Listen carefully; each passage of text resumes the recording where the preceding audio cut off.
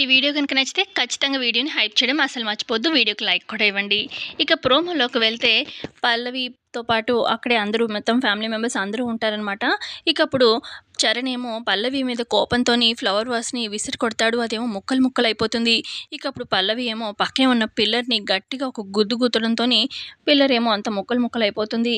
ఏంటి నువ్వు చేసే పని అని చెప్పి సుమలత అంటూ ఉంటే, మరి మీ అబ్బాయి చరణ్ కోపంతోని ఫ్లవర్ వాస్ విసిరి కొట్టాడు. మరి తనకే నా కోపం ఉండేది. నాకేం కోపం ఉండదా?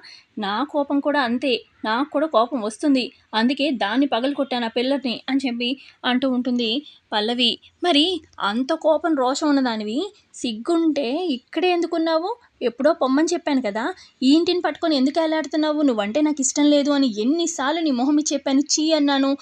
ఎన్ని సార్లు అవమానించాను. అయినా కూడా ఇన్ని సార్లు ఇంకొకళ్ళైతే ఎళ్ళిపోయేవాళ్ళే. కానీ నువ్వు మాత్రం నా ఇంటిని పట్టుకొని వేలాడుతున్నావు.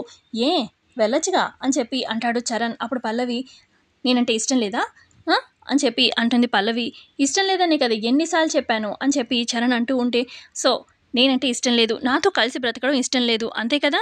నా మొహం చూడడం ఇష్టం లేదు, అంతే కదా అని చెప్పి పల్లవి అడుగుతూ ఉంటే, అవును నువ్వంటే నాకు ఎప్పటికీ 1%, 0.001% కూడా నాకు ఇష్టం లేదు అని చెప్పి చరణ్ అంటూ ఉంటే, సరే అయితే నేను ఈ ఇంటిని ఎందుకు పట్టుకొని ఇంకా ఎలాడుతున్నాను అంటున్నారు కదా, మీకు నాకు పెళ్లి బంధం ఉంది కాబట్టి, మీరు నా మెడలో అగ్ని సాక్షిగా తాళి కట్టారు కాబట్టి, మన ఇద్దరి మధ్యలో పెళ్లి బంధం ఉంది కాబట్టి నేను ఇంకా ఇక్కడే ఉంటున్నాను, మీతో కలిసి ఉండాలనుకుంటున్నాను. నేనంటే ఇష్టం లేదు అంటున్నారు కదా, సరే అయితే వెళ్ళిపోతాను. నా మెడలో ఈ తాళి ఉంది కదా, ఈ తాళిని మీకుగా తెంచేసేయండి.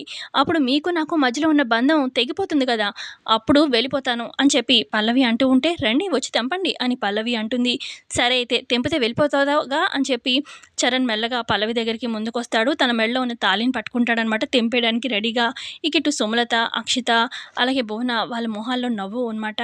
హమ్మయ్య అన్నట్టుగా పల్లవి వెళ్ళిపోతా అంటుంది. వీడు కూడా తెంచడానికి సిద్ధంగా ఉన్నాడు కదా అని చెప్పి. ఇటైతే భువన, హమ్మయ్య తెంచేరా చరణ్, తెంచేసేయి, ఎంచక్కా నా మెడలో తాళి కట్టేయచ్చు అని చెప్పి భువన మనసులో అనుకుంటూ ఉంటుంది. ఇక ఇటు పల్లవి మెడలో తాళి తెంచడానికి సిద్ధపడుతూ ఉంటాడు. పక్కనే ఉన్న ఇటు బామ్మ, చంటి, ప్రసాదరావు వాళ్ళేమో టెన్షన్ పడుతూ ఉంటారు. మరి చరణ్ నిజంగానే తెంచుతాడా, తెంచలేక వెనక్కి తగ్గుతాడా? మీరేమనుకుంటున్నారు కామెంట్ బాక్స్లో చెప్పండి. ప్రోమో నచ్చితే లైక్ చేయండి. Thanks for watching.